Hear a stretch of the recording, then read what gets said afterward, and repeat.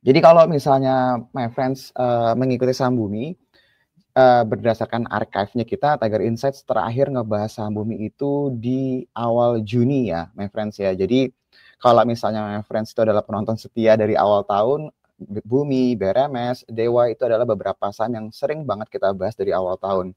Tapi memang untuk Bumi sendiri terakhir kita bahas di archive kita itu per awal Juni sekitar tanggal 3 Juni ya, my friends.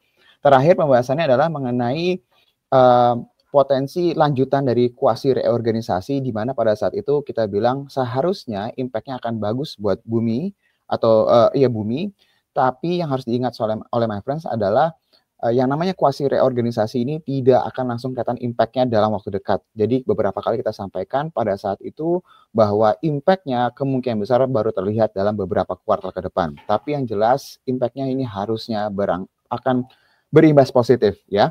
Nah, apa update yang terbaru mengenai saham Bumi ketika sahamnya kemarin mengalami kenaikan, beberapa justifikasi muncul lah di media massa ya, my friends. Salah satunya adalah mengenai aksi akuisisi Bumi, perusahaan tambang emas targetnya ya. Jadi ini my friends bisa baca mengenai adanya hubungannya Bumi dengan akuisisi tambang emas. Tapi yang mau kita tekankan dari rally kemarin, yang seharusnya bisa menjadi acuan buat my friends kalau seandainya berharap rally ini berlanjut, bukan hanya dari berita ini aja, ya ini salah satu sentimen positif ya my friends, tapi yang mau kita lihat ini adalah dari sisi perubahan pemegang sahamnya my friends. Jadi kalau my friends perhatikan transaksi atau pergerakan Bumi selama intraday-nya dari awal sampai dengan selesai, yang paling menarik untuk diperhatikan itu bukan hanya dari sisi kenaikan harganya, tapi nilai transaksi yang skalanya itu besar banget ya untuk saham Bumi. Karena kemarin kalau tidak salah itu melebihi 2 triliun angkanya my friends. Nah, kalau seandainya buat my friends yang punya sahamnya dan berekspektasi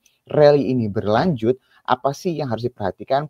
Yang mau kita lihat nanti dalam beberapa waktu ke depan, informasi ini yang mau kita lihat. Jadi kalau my friends perhatiin, salah satu pemegang saham yang cukup besar di Bumi Resources itu adalah dari perusahaan di Cina ya my friends ya. Di sini kalau misal my friends lihat Chendong Investment ya, dimana kalau ini saya kasih lihat jumlah kepemilikan saham yang dimiliki sama si Chendong ini di awal tahun itu kurang lebih sekitar 10,5%. Nah, kalau misalnya kita lihat dari awal tahun dan di terakhir informasi pemegang saham yang terakhir, kepemilikannya si Cendong ini sudah turun dari 10 sekian persen menjadi 9,42%. Jadi kalau my friends lihat di bulan sebelumnya, di bulan Juli itu 9,54%, di bulan Agustus itu 9,42%. Jadi memang ada tendensi si Cendong ini berangsur-angsur terus mengurangi kepemilikannya dia. Nah, kenapa kita bilang lihat dari sudut pandang ini dan disambungkan dengan nilai transaksi kemarin adalah yang kita mau perhatikan, satu, nanti ketika rilis lagi informasi jumlah pemegang saham, apakah si Cendong ini berkurang atau tidak? Karena dengan skala yang cukup besar, ini kan hampir 10% ya my friends ya, sekarang 9,42%. Dikalikan market cap-nya Bumi Resources ini kan kalau memang harus dijual di market beberapa secara terus-menerus ya, pasti kan tekanan jualnya cukup besar.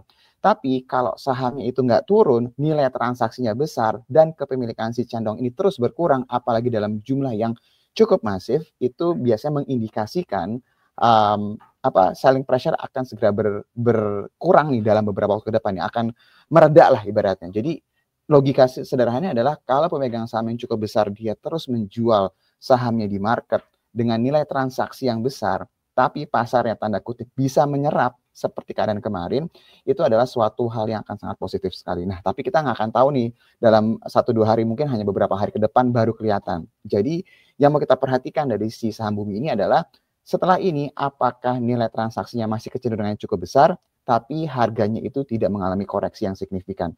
Kalau itu yang terjadi dan nanti laporan registrasi pemegang sahamnya kepemilikan Cendongnya berkurang secara signifikan, itu seharusnya akan menjadi salah satu sentimen yang positif untuk si saham Bumi ini sendiri. Jadi ini salah satu yang akan kita monitoring dan kita akan update dalam beberapa waktu ke depan. Itu untuk Bumi my friends. Jadi untuk yang sudah punya, sudah tahu ya harus ngapain.